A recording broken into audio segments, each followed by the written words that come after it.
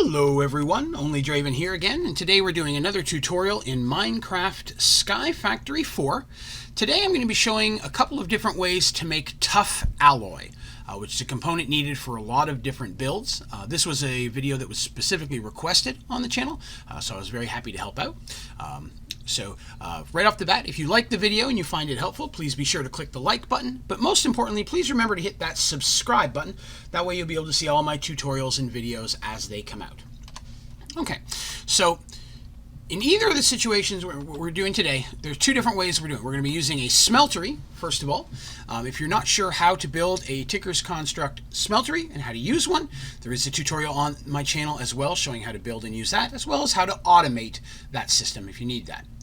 The second item we're going to be using today to make this is going to be an alloy furnace. Now, you do not need both of these. I'm going to be showing a way of making tough alloy using either one of these components. So let's start by showing how to build a alloy furnace here. So first thing we're going to need is we're going to need some copper solenoids. A copper solenoid is 4 pieces of copper and 2 iron ingots. Next, we're going to need some basic plating.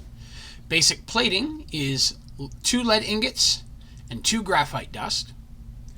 And then once we got those, we're going to combine those into our alloy furnace by putting 1 of the copper solenoids, 4 basic plating, 2 brick, 1 redstone, and 1 regular furnace. And that's going to give us our alloy furnace.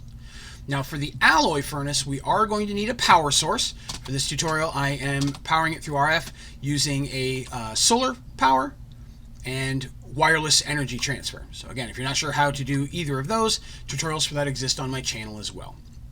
Alright, so to make tough alloy itself, you need a couple different components. The first one you need is ferroboron alloy. Now, ferroboron alloy itself is 2 different types of ore alloys put together. It is going to be steel and boron. When combining steel and boron, you will get ferroboron. Once you have the ferroboron, you're going to combine it with lithium to get tough alloy. Now, lithium itself can be mined, very commonly found in some of the other dimensions. Twilight Forest is the one that I find probably the best groupings of it. You can get a lot more there than some of the other ones. As well as boron, same as well.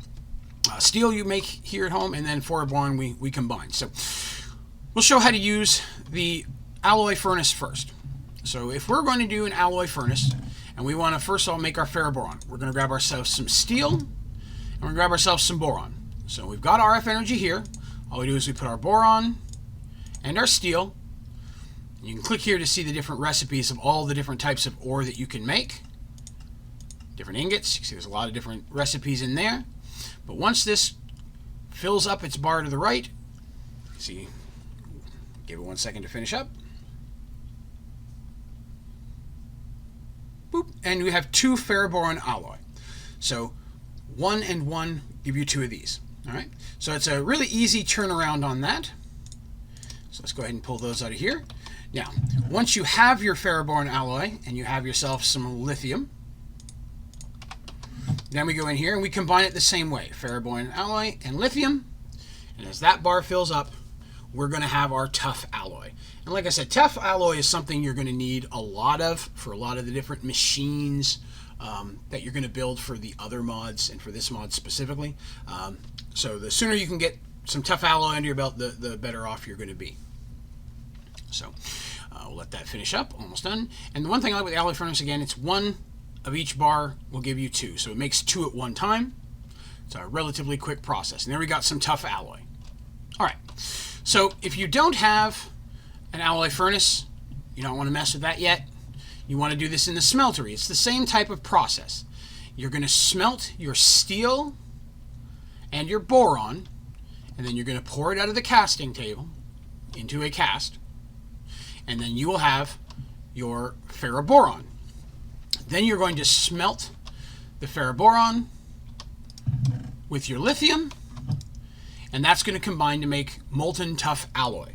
So putting 2 ore types in a smeltery at the same time that are compatible will convert it into a different type of ore. And there's a lot of different combinations you can do, so you may want to look ahead of time before putting a lot of different ambers and ores into your smeltery, because you may be accidentally making something you don't mean to make, and at the same time ruining some of the ore that you do need. So always check the recipes before smelting certain things.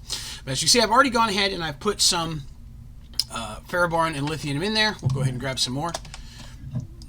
So we put our ferroboron. Yeah, we'll pull some of that out so we got room for our lithium. No, not you. Wrong button. And then we put lithium. Now, these take a while to smelt. It's a pretty slow process. So that's why I went ahead and did some ahead of time. But once you've got your molten tough alloy, like I said, smelting both of these will make molten tough alloy. Then you just go to your casting table, pour it out. As you can see, the percentage is shooting up there. As soon as it hits the top, boop.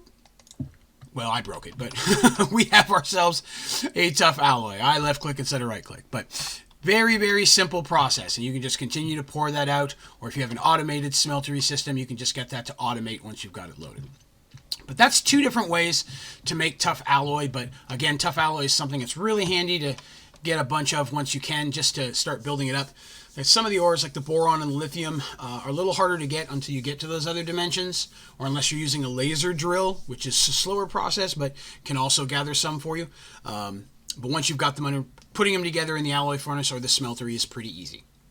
But that's going to do it for this one. If you have any questions about this tutorial or any of my tutorials, please be sure to throw those down in the comments. I try to answer and get back with as many people as quickly as I can. And if you have any recommendations or suggestions for other tutorials you'd like to see in Sky Factory 4, please put them down there as well. I'm always looking for new recommendations. But that's going to do us for today. Thank you very much for watching. Have a great day.